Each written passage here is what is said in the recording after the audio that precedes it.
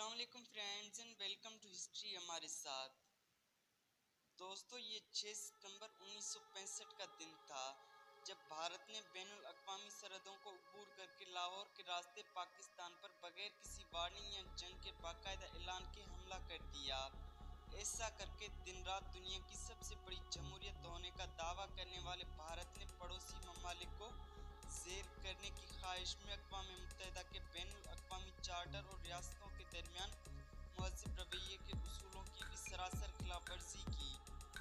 59 साल गुजर जाने के बाद भी वो लोग जिन्होंने इस कातिल जैसे डरपोक और गद्दार भारतीय हमले को देखा और आज भी जिंदा हैं, उन 17 दिनों की यादें ताज़ा रखते हुए हर साल 6 सितंबर को यौम दिफा पाकिस्तान मनाकर नई नस्लों को याद दिलाते रहते हैं कि पूरी कौम की भरपूर हिमायत से अफवाज पाकिस्तान ने किस तरह भारतीय हमला आवरों को शिकस्त दी।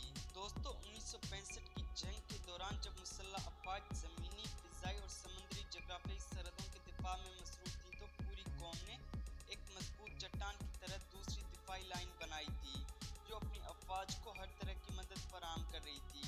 ऐसा करते हुए अवाम भूल चुकी थी कि कौन सी हुकूमत बरसर इक़्तिदार है।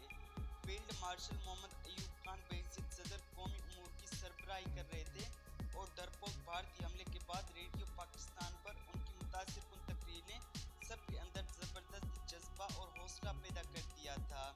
कौमी तरजीहात बिल्कुल वाज़ेह हो चुकी थी। उन दिनों मादरे वतन के लिए किसी भी खतरे ने हुकूमत और मुसल्लह अफवाज के लिए इत्तेहाद और गैर मुतज़ल्लल हिमायत का मुतालबा किया था और ये बहुत मजबूत अंदाज में सामने आ रहा था। ये रिकॉर्ड की बात है कि जिन 17 दिनों में पाकिस्तान भारत के साथ जंग में था, जराइम ना होने के बराबर कम होकर अब तक की कम तरीन सतह पर आ गए थे। किसी भी सियासी जमात या रहनुमा को जंग से कोई फ़ायदा उठाने या सियासी या ज़ाती फ़ायदे के लिए उस वक्त की हुकूमत पर तनकीद करने की कोशिश नहीं की गई। मादरे वतन के दिफा और भारतीय जारजत पसंदों को शिकस्त देने में सब एक और मुत्तहिद थे। तमाम मुनसिफाना तौर पर पाकिस्तान भारत के साथ सितंबर की 17 दिन की जंग से उभरकर सामने आया था। एक मजबूत और खुद एतमाद मुल्क, उसे अपनी और अपनी मुसल्लह अफवाज पर हकीकी तौर पर फख्र है। कौम ने भारत के खतरे और जारजियत का मुकाबला करते हुए अपनी सफ़ों में इंतहाई इत्तेहाद का मुजाहरा किया।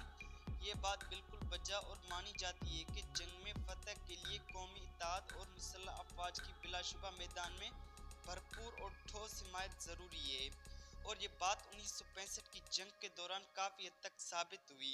पूरी कौम की बिला इम्तियाज़ हिमायत से अफवाज पाकिस्तान ने बैनुल अक़वामी सरहदों के आर पार भारतीय जारजियत को पसपा करने में कामयाब होकर उसे भारत के कब्जे से 4 गुना ज़्यादा इलाके पर कब्जा करके उसे उसकी कीमत चुकाने पर मजबूर कर दिया और उसे कबूल करने पर मजबूर कर दिया। ये यकीनन फौज और फ़ज़ाइया की शान और शौकत का बेहतरीन वक्त था और एक ऐसा दिन था जिसे आने वाली नस्लें हमेशा याद रखेंगी और हिंदुस्तान के साथ 17 रोज़ा जंग के शुहदा और गाज़ियों को खराज तहसीन पेश करेंगी। हमें मुसल्लह अफवाज के उन अफसरों और जवानों को भी खराज तहसीन और दुआएं पेश करनी चाहिए जो 1948 से मादरे वतन की नज़रियाती और जगराफियाई सरहदों के दिफा के दौरान जंगजुओं के खिलाफ जारी